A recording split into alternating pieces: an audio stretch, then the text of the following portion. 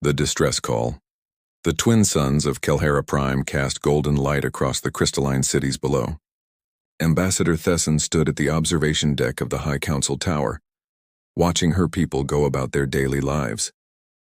The Kelhari were a graceful species with luminescent skin that changed colors with their emotions and elegant features that spoke of millions of years of peaceful evolution. Their civilization had never known war, never needed weapons, never built armies. For 15,000 years they had lived in harmony with nature and each other. Today, that peace was about to end. Ambassador, the readings are confirmed. Council leader Marine approached with slow, deliberate steps. Her skin flickered between blue and deep purple, colors that signified fear and anxiety among their kind. The Vorkan Armada will reach our system in 72 hours. Thesson felt her own skin pale to a sickly gray. The Vorkans were everything the Kelhari were not. They were conquerors, slavers, destroyers of worlds. Their empire had consumed 17 star systems in the past decade alone, leaving nothing but stripped planets and broken civilizations in their wake. Intelligence reports indicated they commanded over 300 warships, each one capable of reducing a city to ash in minutes. The Kelhari had 40 orbital platforms designed for asteroid deflection and scientific research. They had cargo vessels and exploration ships. They had brilliant minds and beautiful art and advanced technology in medicine and environmental science. What they did not have were weapons of war. "How many ships are coming?" Thesson asked, though she already knew the answer would break her heart. 230 Vorkan vessels, Marine replied. They have sent a message demanding our unconditional surrender. If we comply, they will take 80% of our population as laborers and strip our planet of resources. If we resist, they will exterminate us completely. Thesson closed her eyes. Around the council chamber, other Kelhari leaders sat in silent despair. Their skin colors fluctuated wildly as emotions overwhelmed their natural control. Some showed orange streaks of anger, others the deep indigo of hopelessness. "We must contact the Galactic Union," Thesson said finally. "We are members in good standing. They have an obligation to assist us." Marine's laugh was bitter. "The Union speaks beautiful words about cooperation and mutual defense. But when the Vorkans came for the Thalessi, the Union sent thoughts and prayers. When they attacked the Brennix colonies, the Union sent a strongly worded statement. The Union talks, Ambassador. It does not act." "Then we make them act," Thesson insisted. "We send our distress call to every member species. We remind them that today it is us, but tomorrow it could be any of them. We make them see that if the Kelhari fall, the Vorkans will only grow stronger." The council voted unanimously. Within the hour, Thesson stood before the long-range communication array, her message being broadcast across 100 star systems to every species that called themselves civilized. "People of the Galactic Union," she began, her voice steady despite her fear. "I am Ambassador Thesson of Kelhara Prime. My people face extinction at the hands of the Vorkan Empire. We have no weapons, no armies, no means to defend ourselves. We ask for your help. We ask for ships, for soldiers, for anything you can spare. We do not ask you to die for us. We only ask that you give us a chance to live." The responses came slowly over the next 20 hours. The Milvari Consortium offered to send 3 medical frigates. The Ixian Collective promised 24 automated defense drones, most of them outdated by 50 years. The Trell Commonwealth sent their sympathies and a cargo ship full of emergency supplies. Each species gave what they could spare, which meant they gave almost nothing at all. Thesson watched the tally grow with mounting despair. 15 medical ships, 43 drones, 6 cargo vessels with food and medicine. Against 230 Vorkan warships, it was nothing. It was a gesture, a way for the galaxy to feel like they had tried, without actually risking anything. Important. "There is one response we have not received," noted Communications Officer Yalen. His skin showed curious yellow patterns. "The humans. They joined the Union only 5 years ago. Perhaps they did not receive our transmission." "The humans," Marine said dismissively. "The newcomers from that death world they call Earth. What could they possibly offer? Their technology is primitive compared to ours. Their ships are crude. They have been in space for barely a century." But Thesson remembered meeting the human delegation at the Union Assembly. There had been something different about them, something that made the other species uncomfortable. They smiled easily, but their eyes were always watching, calculating. They spoke of peace but moved like predators. Their world had tried to kill them in every way imaginable, and they had not just survived but thrived. Send them a direct message. The San ordered. Mark it urgent priority. The message reached Earth Command 23 minutes later.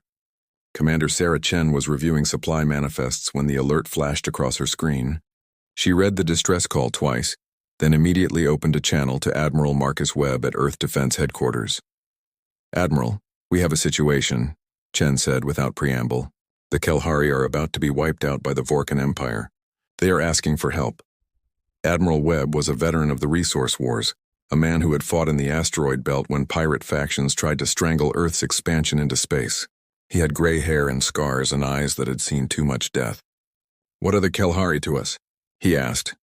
Innocent people about to be slaughtered, Chen replied. Sir, the Kelhari have shared their medical technology with us freely. They helped us establish our first agricultural colonies. They have been nothing but friendly since we joined the Union. Webb was quiet for a moment. How many Vorkan ships? 230, sir. And the Union response? A handful of medical ships and some old drones. The usual useless gestures. Webb nodded slowly. How fast can you move the second fleet? Chen felt her heart rate increase. Sir, the second fleet is 57 warships. That is almost a third of our total military capacity. I know exactly what it is, Commander, Webb said. I am asking how fast you can move them. 18 hours to full deployment, sir. But Admiral, this could leave Earth vulnerable. Webb's expression hardened. Commander Chen, do you know why we built our ships so tough? Why we over-engineered every weapon system and made our armor 3 times thicker than necessary? Because space is dangerous, sir. Because everything is dangerous, Webb corrected. Because we come from a world that has been trying to kill us since we climbed down from the trees. We did not become the dominant species on Earth by being weak. We did it by being meaner, tougher, and more stubborn than anything else that wanted to eat us. He leaned forward. The Kelhari are good people. They helped us when we asked. Now they are asking us. So here is what we are going to do. We are going to send the 2nd Fleet, the 3rd Marine Division, every medical team we can spare, and enough construction equipment to build a fortress. We are going to show the Vorkans what happens when you threaten someone under human protection. Sir, the other species will think we are insane. Webb smiled. It was not a nice smile. Good, let them think whatever they want. Get our people moving, Commander. We have friends to save. Across Earth and its colonies, military bases erupted into activity. Captain James Rivera received his orders while his ship, the UENS Indomitable, was docked at Luna Station. The Indomitable was a heavy cruiser built for the worst conditions space could offer. Its hull was made from carbon titanium composite strong enough to survive impacts from micrometeorites traveling at relativistic speeds. Its weapons had been designed to crack asteroids and punch through radiation shielding. All hands, this is the captain, Rivera announced over the ship-wide communication system. We have received deployment orders. We are going to a place called Kelhara Prime to help some people called the Kelhari. They are in trouble and they asked for help. We are going to give them more help than they ever imagined possible. Prepare for immediate departure. On Mars, Colonel David Park gathered his Marines in the assembly bay. The 3rd Marine Division was 10,000 strong, each soldier trained to fight in zero gravity, toxic atmospheres, and extreme temperatures. They wore powered armor designed to protect against everything from cosmic radiation to explosive decompression. Marines, Park said, his voice carrying across the massive chamber. We are about to do what we do best. We are going to protect people who cannot protect themselves. The enemy has more ships than us. They have been fighting wars for centuries. They think they are the toughest things in the galaxy.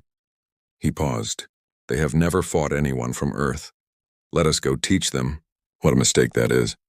Dr. Jennifer Ross led the medical teams aboard the hospital ship Mercy. She had treated injuries from every type of space accident imaginable and studied the biology of 17 different alien species. Make sure we have supplies for non-humanoid life forms, she ordered her staff. The Kelhari have different biology than us. I want to be ready for anything. The human fleet assembled faster than anyone thought possible.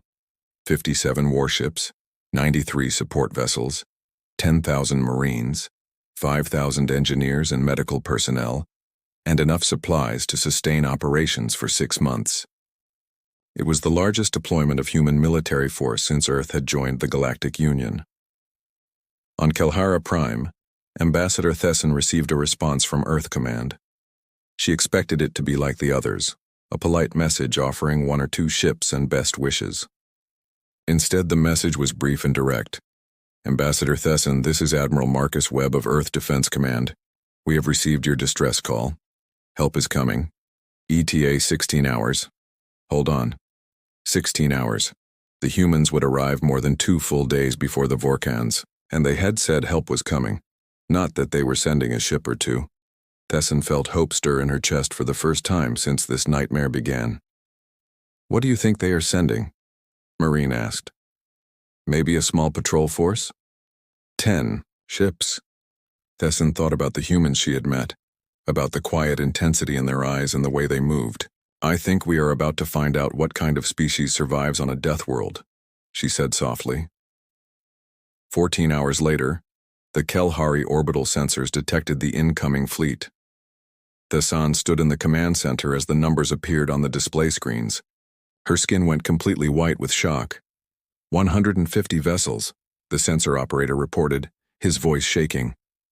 No, correction. More ships dropping out of faster-than-light travel. New count is 170, still climbing. 180. 200. Marine grabbed Thesson's arm. This cannot be real. No species sends that many ships to help strangers. But it was real. The human fleet materialized in the Kelhara system like an iron curtain between the planet and deep space. Warships took up defensive positions while support vessels moved into orbit. Transport craft began descending toward the surface. Thesson received a communication request from the flagship. She accepted it, and the image of Captain James Rivera appeared on the screen. He was younger than she expected, with dark hair and steady eyes. Behind him, she could see the bridge of his ship, all business and efficiency. Ambassador Thesson, Rivera said. Captain James Rivera of the UEN's Indomitable. The Second Fleet has arrived. We are establishing defensive positions around your planet. With your permission, we would like to land ground forces and begin setting up defensive emplacements. Thesson could barely speak. Captain, you brought your entire fleet. For us. Rivera looked confused. You asked for help, Ambassador. Earth does not do small help. Now we have about 48 hours before the Vorkans arrive. Let us make sure they regret coming here. On the surface, Kelhari citizens watched in amazement as human ships landed in designated areas. Marines emerged in their powered armor, moving with purpose and discipline. Engineers unloaded massive pieces of equipment. Medical teams set up field hospitals. Colonel Park met with Thesson personally. The Kelhari ambassador was still processing what was happening. Colonel, I do not understand. Why would you risk so much for people you barely know? Park looked at her with eyes that had seen combat and death, but had never lost their humanity. Ambassador, someone asked for help. That is all we need to know. Where we come from, you protect those who cannot protect themselves. That is not complicated. That is just being human. Above the planet, Captain Rivera watched his tactical display as the fleet took up positions.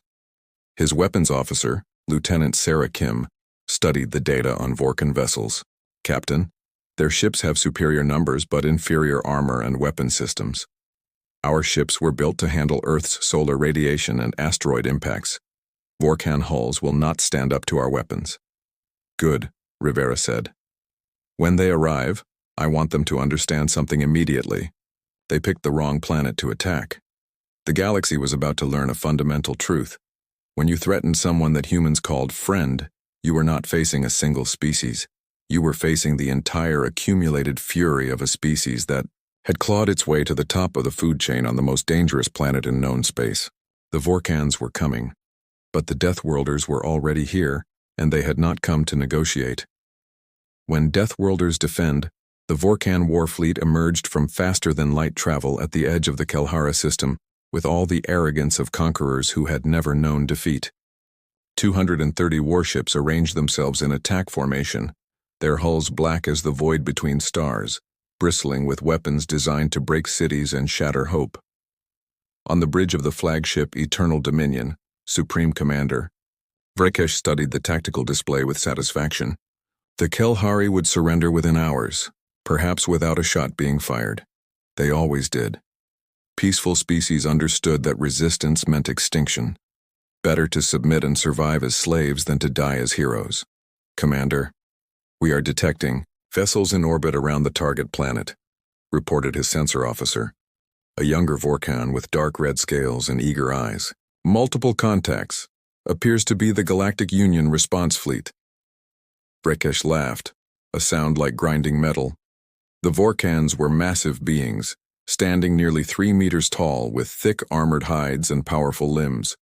They had evolved on a high-gravity world where only the strong survived, and they carried that philosophy to the stars. How many ships did those cowards send? 20? 30? The sensor officer stared at his display, his expression changing from confidence to confusion. Commander, I am reading 150 combat vessels. No, correction. Additional ships detected. Total count is 203. The bridge went silent. Rekesh felt ice form in his chest. That is impossible. The Union has never deployed a fleet that size. Never. Check your sensors.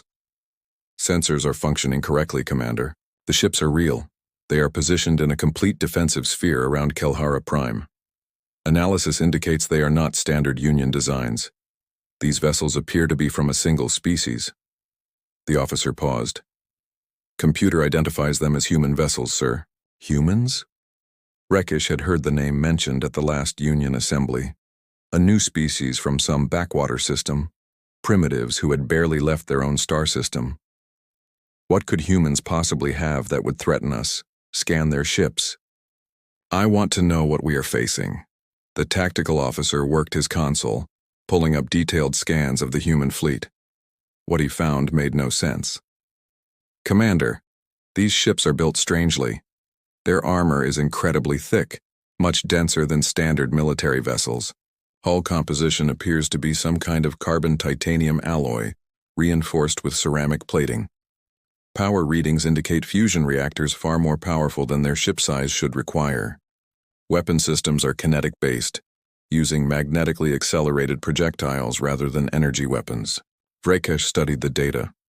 Kinetic weapons were primitive, the kind of thing species used before they developed proper plasma or laser technology. But these projectiles were traveling at significant fractions of light speed. The impact force would be enormous. Still, numbers were numbers. He had 230 ships, they had just over 200. The advantage was his. Open a communication channel to the human fleet, Rekesh ordered. Let us see if these primitives understand who they are dealing with. On the bridge of the UN's Indomitable, Captain Rivera received the incoming transmission. He looked at his command crew and nodded. Put him on screen. Supreme Commander Rekesh appeared, his massive form filling the display. He looked every bit the Conqueror, with scars crossing his armored hide and weapons strapped to his body. When he spoke, his voice was filled with contempt. I am Supreme Commander Rekesh of the Vorkan Empire. You are interfering in matters that do not concern you. The Kelhari are marked for conquest.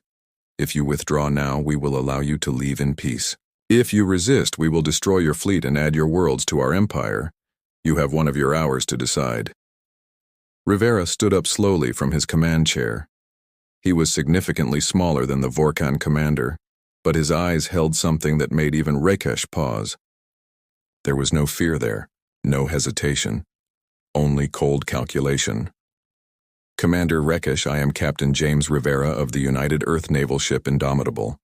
The Kelhari are under human protection. You will turn your fleet around and leave this system immediately. You have 30 minutes to comply.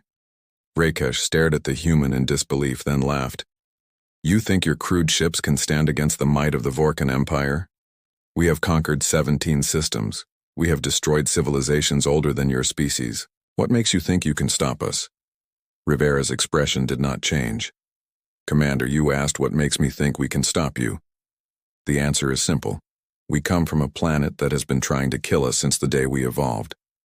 Earthquakes, volcanoes, hurricanes, ice ages, predators, diseases, and a dozen other things that should have wiped us out. We survived them all. We did not survive by running away. We survived by fighting back harder than anything that tried to kill us. He leaned forward. You have conquered peaceful species who never learned to fight. You have never faced anyone from Earth. That is about to change. You have 30 minutes. The transmission ended. Rakesh felt rage building in his chest. No one spoke to him that way. No one threatened the Vorkan Empire. All ships attack formation. We will crush these humans and make an example of them. On Kelhara Prime, Ambassador Thassan watched from the command center as the Vorkan fleet began moving toward the planet. Beside her, Colonel Park stood calmly, his powered armor gleaming under the lights. "Colonel, they are coming. There are more of them than you." Park nodded. "Numbers are not everything, Ambassador. The Vorkans have been fighting species that do not know war. We were born into it. Every human alive is descended from survivors. We are very good at survival." In orbit, Captain Rivera addressed the entire human fleet over the command network. "All ships, this is Rivera. We are about to engage a numerically superior force. The enemy expects us to be afraid. They think we are primitives playing at war. Let us show them what happens when you threaten people that humans call friends. All vessels execute attack pattern Delta. Weapons free." The human fleet did not wait for the Vorkans to reach them. They attacked. 57 warships accelerated toward the Vorkan formation at speeds that should have torn them apart. But human vessels were built to withstand the crushing gravity of Earth, the radiation of its sun, and the impacts of debris in its crowded solar system. They were flying tanks wrapped around fusion reactors and magnetic accelerators. The UN's Indomitable led the charge. Rivera watched his tactical display as targeting solutions locked onto Vorkan ships. "Fire all forward batteries." The Indomitable shuddered as its main cannons fired. Projectiles the size of small cars accelerated to 30% of light speed in less than a second. They crossed the distance to the nearest Vorkan warship in the blink of an eye. The Vorkan captain had time to see them coming. He did not have time to do anything about it. The kinetic rounds punched through Vorkan armor like it was paper. The ship's hull buckled and tore as the projectiles transferred their enormous energy into its structure. Secondary explosions rippled through the vessel as power systems overloaded and fuel reserves ignited. Within seconds, the Vorkan warship was a spreading cloud of debris. "Target destroyed," reported Lieutenant Kim. "Acquiring next target." Around the Indomitable, the rest of the human fleet engaged with devastating efficiency. The Vorkans had expected a defensive battle, but humans did not fight that way. They had learned warfare on a planet where hesitation meant death. They hit first, they hit hard, and they never stopped until the threat was eliminated. Commander Rakesh watched in horror as his ships died. The human vessels moved through his formation like sharks through fish. They were faster than they should be, more maneuverable than ships their size had any right to be, and their weapons were terrifyingly effective. "Return fire. All ships return fire," Rakesh commanded. The Vorkan fleet unleashed their plasma cannons and missile batteries. Brilliant streams of superheated gas crossed space toward the human ships. Missiles locked onto their targets and accelerated. The human vessels took the hits and kept coming. Their armor absorbed plasma that would have melted through standard military hulls. Their point defense systems shot down missiles with computer-guided precision. A few ships took damage, but none were destroyed. They had been built to survive the worst conditions imaginable, and Vorkan weapons were not enough to stop them. Lieutenant Kim studied the battle data with growing amazement. "Captain, their weapons are barely scratching our armor. Our hulls are designed to handle micrometeorite impacts at orbital speeds. Vorkan plasma just does not have enough penetration." Rivera nodded. "Continue firing. Target their command ships first." On the surface of Kelhara Prime, the Kelhari people watched the battle unfold on public displays. They saw human ships cutting through the Vorkan fleet like hot knives through ice. They saw vessels they had feared for months exploding into debris. They saw hope being written, "Across the stars in fire and determination, Ambassador." Thesson felt her skin flush with colors she had never experienced before: pride, gratitude, wonder. "They are winning," she whispered. "They are actually winning," Colonel Park smiled. "Ambassador, we were always going to win. The Vorkans have fought farmers and merchants. We have fought Earth. There is no comparison." The battle lasted 43 minutes. By the time Supreme Commander Vrakesh ordered a retreat, he had lost 172 ships. The human fleet had not lost a single vessel. Vrakesh stared at his tactical display in disbelief. His mighty armada had been shattered by a species he had dismissed as primitives. "Retreat. All ships emergency jump to hyperspace." The surviving Vorkan vessels turned and fled. their engines burning at maximum power. Captain Rivera watched them go and opened a final communication channel. Commander Vrekesh, tell your empire what happened here today. Tell them that the Kelhari are under human protection. Tell them that if they ever threaten this system again, we will not just defend it. We will come for you. The Vorkan ships vanished into faster-than-light travel, carrying their survivors and their shame back to whatever corner of the galaxy they came from. On the Indomitable, the bridge crew erupted into cheers. Rivera allowed himself a small smile before turning to his communications officer. Get me Ambassador Thessan. Thessan's image appeared on the screen, her skin displaying colors Rivera had never seen before. She was crying, but they were tears of joy. Captain Rivera, you saved us. You saved my entire world. We were happy to help, Ambassador, Rivera replied. But we are not done yet. We are going to make sure this never happens again. Over the next 72 hours, the human forces transformed Kelhera Prime. Colonel Park's Marines established defensive positions around every major city. Engineers erected orbital defense platforms equipped with human weapons technology. Medical teams worked alongside Kelhari doctors, sharing knowledge and techniques. Dr. Jennifer Ross set up a hospital in the capital city and was amazed by Kelhari biology. Your cellular structure is fascinating, she told a Kelhari physician named Viran. I have never seen anything like it. We should combine our research. Imagine what we could learn from each other. Varane's skin glowed with warm orange tones of friendship. We would be honored, Dr. Ross. The Kelhari have always believed that knowledge grows when shared. Human engineers studied Kelhari cities and marveled at their environmental technology. Commander Li Chen led the construction team building a defensive network. Ambassador Thessan, your people have achieved perfect harmony with your environment. Your cities generate zero waste and actually improve the ecosystem. We have been trying to do that on Earth for decades. Would you be willing to share this technology? Thessan felt overwhelmed by the generosity. Captain Rivera saved our lives. You are building defenses to protect us, and now you want to trade with us as equals? Commander, you could simply take what you want. We would have no way to stop you. Li looked genuinely shocked. Ambassador, that is not how humans operate. You are not conquered people. You are friends. Friends help each other. We protect you and learn from your environmental science. You benefit from our defensive technology and share your knowledge. Everyone wins. On the 6th day after the battle, Ambassador Thessan addressed the Galactic Union from the rebuilt council chamber on Kelhera Prime. Behind her, human ships maintained a protective watch over her world. Beside her stood Captain Rivera in his dress uniform. Members of the Galactic Union, Thessan began, her skin displaying confident purple and gold tones. 6 days ago I stood before you begging for help. My world faced extinction at the hands of the Vorkan Empire. You sent thoughts and prayers and a few token ships. The humans sent an armada. She paused, letting that sink in. Representatives from dozens of species watched the transmission with varying expressions of shame, amazement, and fear. The humans came from across the galaxy with 200 ships. They fought a numerically superior enemy and won without losing a single vessel. But what they did after the battle is more important than the battle itself. They did not conquer us. They did not demand tribute or submission. They helped us rebuild. They shared their technology. They treated us as equals and friends. This is what true civilization looks like. Thessan turned to Rivera. Captain, on behalf of the Kelhari people, I formally request that Earth establish a permanent alliance with Kelhera Prime.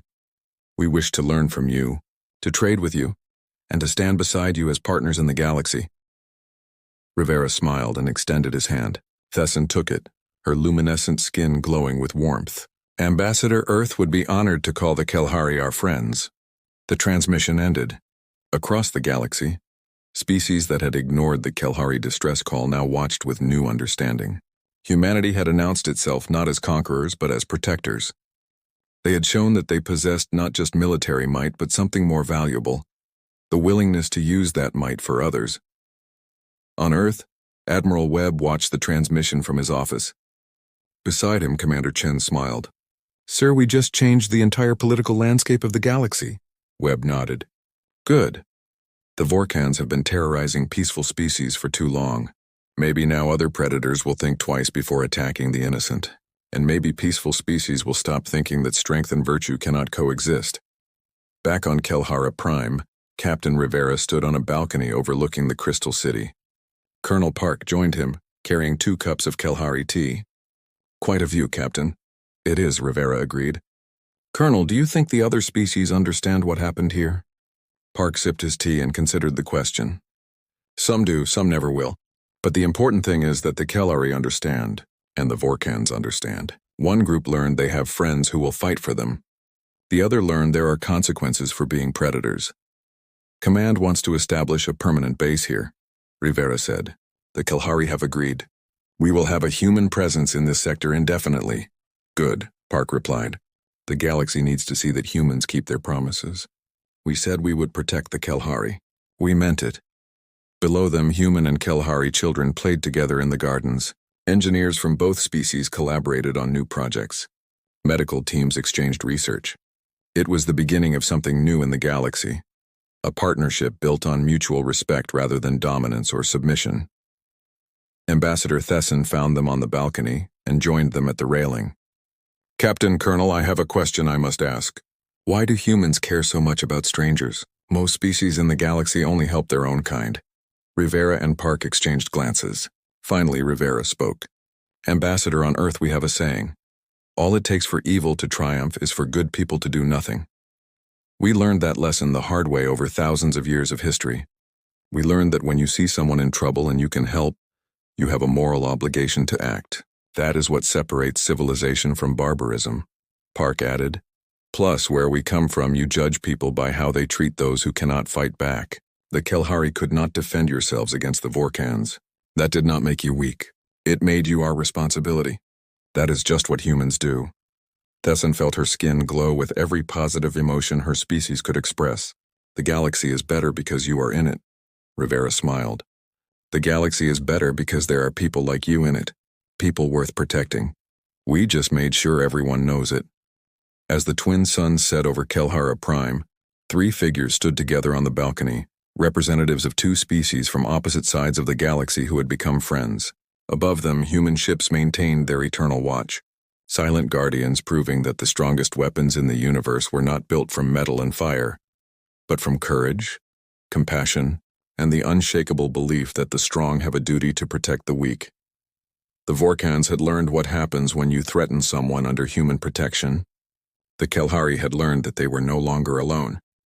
And the galaxy had learned that Earth, that deadly world that forged its children in fire and hardship, had sent forth not conquerors but defenders. The Deathworlders had come, and they had brought hope.